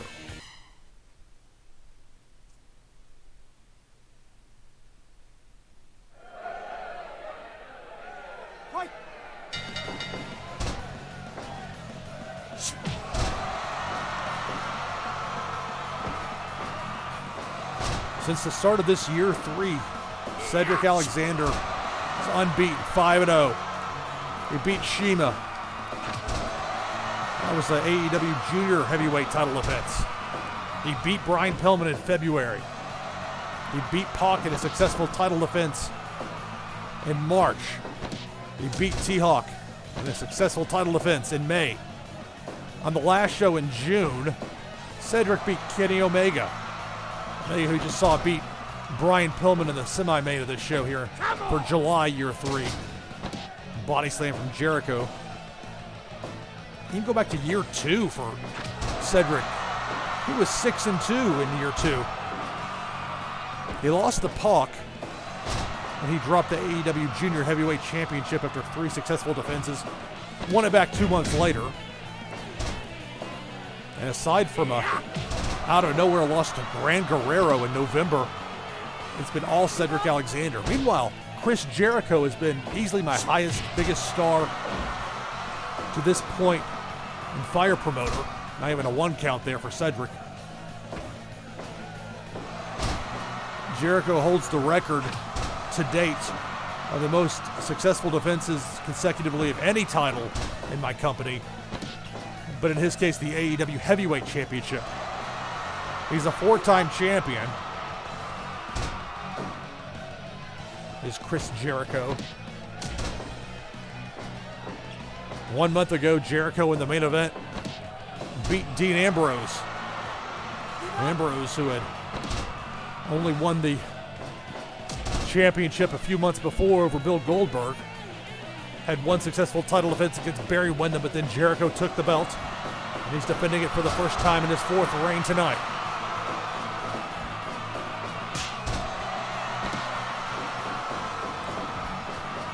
Alexander trying to take advantage of his superior speed. This is the New Japan version of Chris Jericho, or the best facsimile of, as available on the Steam Workshop. Big splash off the top by Jericho. And a 1 count 5 minutes into this one. Codebreaker. Codebreaker by Jericho. And he nearly got him. Less than 5.5 minutes into this one, the Codebreaker. Cedric lucky to escape. That would have been a momentum killer. Work that hard, earn yourself a heavyweight championship opportunity, and then lose in 5.5 minutes? No thanks. Cedric can't run the ropes too many times like that. Anything, you're going to want to send Jericho for the ride. And this is not Lionheart, although he's going to go for the walls of Jericho. Submission maneuver.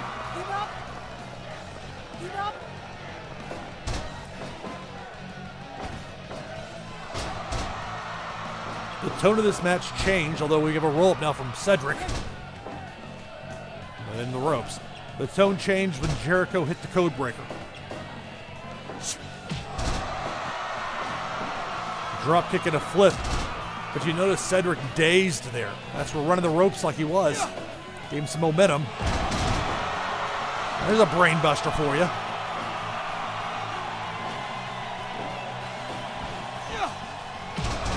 A phenomenal forearm. The springboard forearm from Cedric Alexander onto Chris Jericho. The high knee to the face.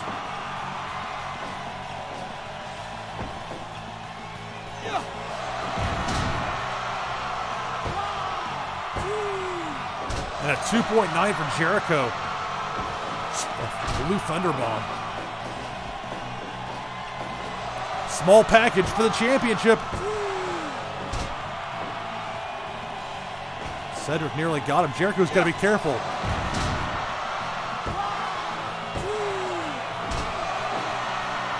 And again, a 2.9 count.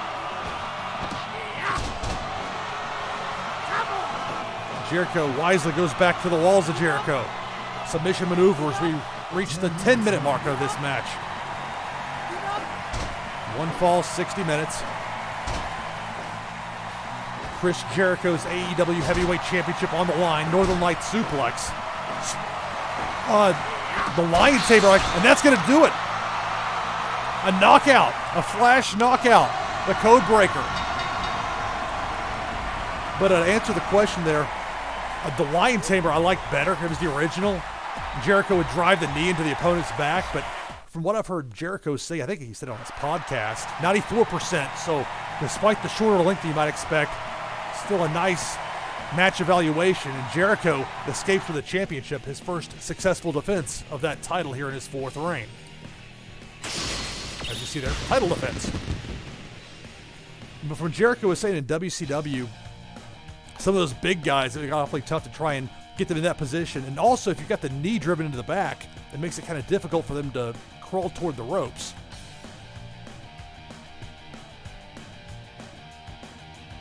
I like it when he normally will use the walls and occasionally will break out the Lion Tamer. Because that Lion Tamer, you know it's like, okay, you're going to get the submission or you're going to get a schmoz run in or something's going to happen. But it means something. Those little details that Jericho tends to do very well. And that's part of how he's so productive at reinventing himself over and over again. So enough praise for Jericho. He won, beat Cedric Alexander. Cedric's first loss since November of year 2. And that's going to end June of year 3. Or excuse me, July of year 3. So that turned out very well. Had to turn away thousands. Like Triple H at its height running Los Angeles Sports Arena.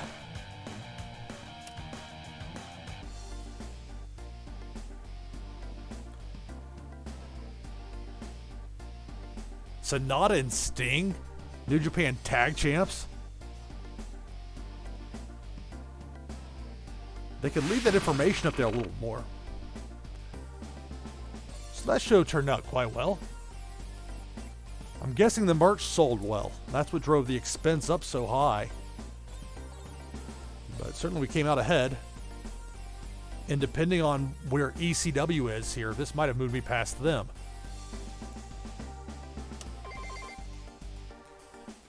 Okay, I was told that before about a singles tournament with WWE, and they didn't want to do business with me.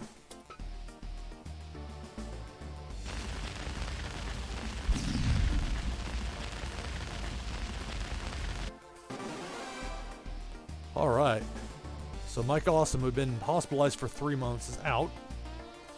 He should be able to defend the Tag Team Championship on the next show.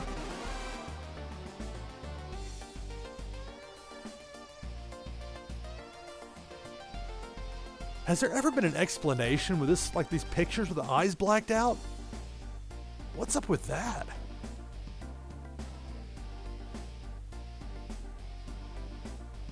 Like, is it supposed to be like some sort of like dark, subtle undertone to the game, or is it just one way to make sure they don't accidentally have somebody that's too close to a replication of a real life person? But whatever the case, it's better than when they were having that glitch when it started and there was like a white background.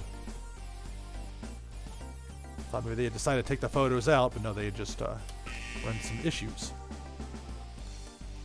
One of my scouts are hit or miss at best, so Carlos unable to find me anybody. Alright, Windham's going to get some more money. That's fine. Really, YOSHI-HASHI? You can't get past like a B level despite getting like plenty of opportunities? You want more money?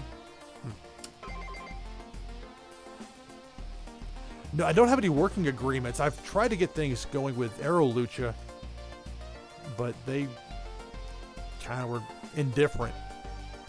Okay. Now it says Dave, because they like to play mind games with these short names sometimes. I think that's Batista.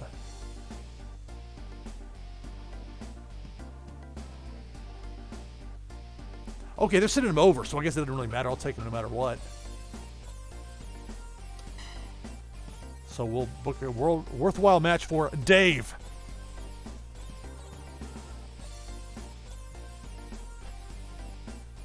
Unless it like somehow downloaded the Dave Meltzer Creator Wrestler I found on the workshop at one point.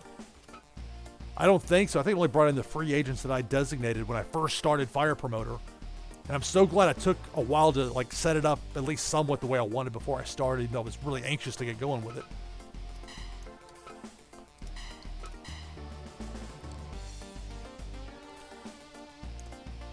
So I'll make a note here to myself to remember for next time. For the August show that I've got Dave from WWE in.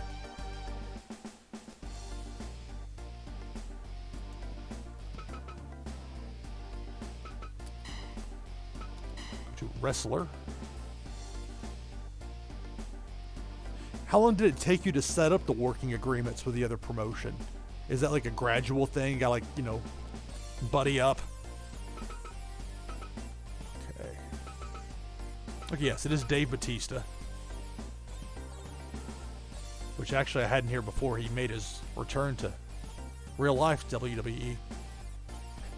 I love it that Batista left WWE, went to Hollywood, did it his way. Didn't I have like, you know, WWE movie productions for his first 10 films. Got into Guardians of the Galaxy. My girlfriend's a big fan of like the Guardians of the Galaxy movies and Groot. And so I found it just hilarious seeing Batista in there, but he did a really good job. Anyway, so I'll have Batista working my show. Now, he's a Kings Road match style. Popularity, I think I'm doing them the favor booking him. And that's where this is not true to real life, obviously. I haven't really looked at the WWE guys' popularity. I would thought it would be higher. Obviously, Cena. How is Gargano a D in the U.S.? Do I want to know? D. Cesaro's an A. It doesn't matter that much. I'm trying to poach guys. And then there's Kevin Owens sitting there. 3 belts. I think it was Volador Jr. I saw that had, I think it was 4 belts. I wonder how many you get on one wrestler. Oh, that might be a side project at some point. Break up the monotony. He's got 2 belts. Heath Slater. Was Slater and Samoa Joe the tag champs?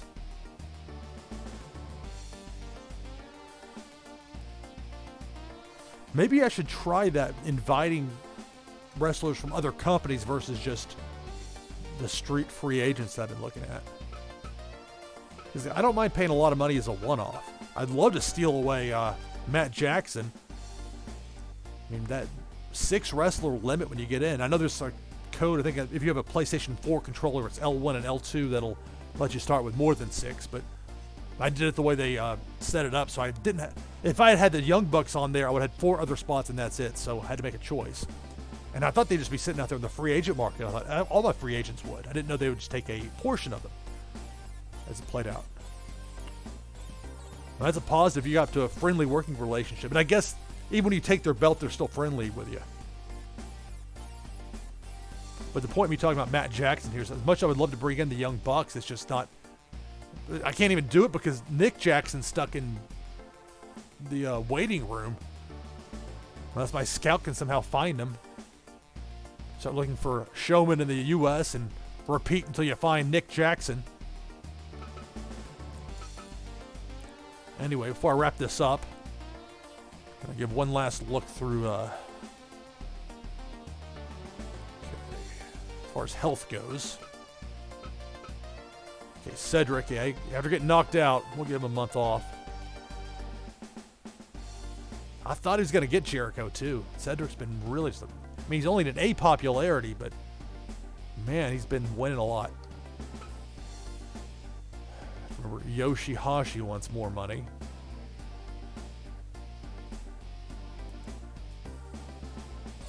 Started to make a note of the guys that wanted money, and then put Yoshi $sign here in the middle.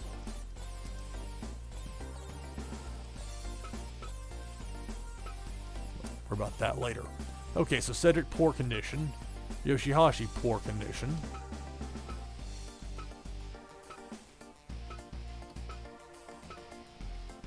Yilong's in poor condition.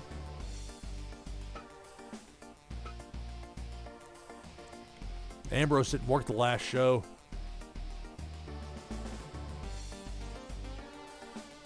Ambrose had been doing pretty well himself.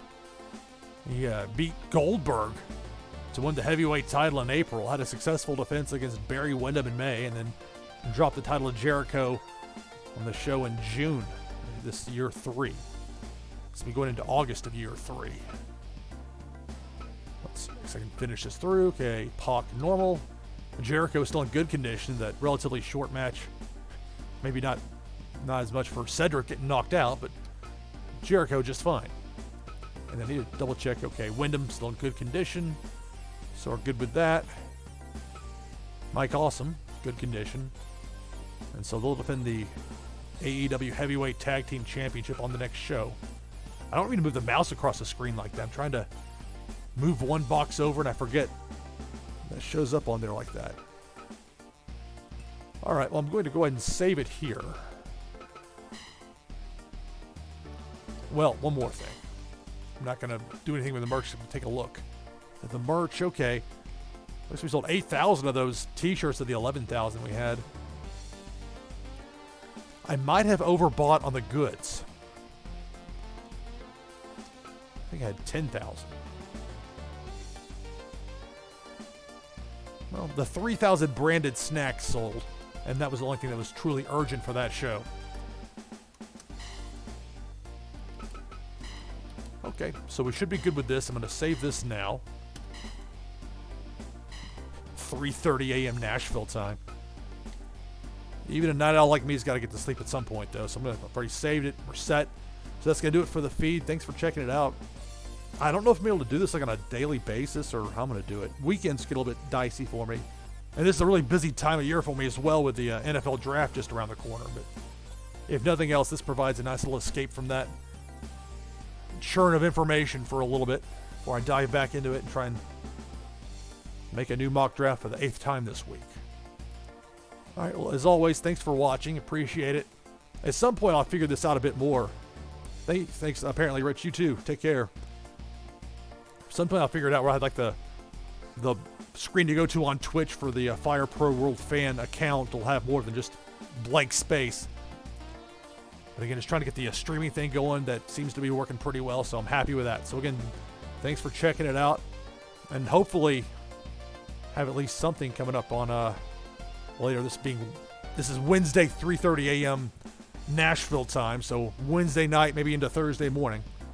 and we'll see if we can do something from there. So that's it. Next time around will be August of year 9 here in Fire Promoter.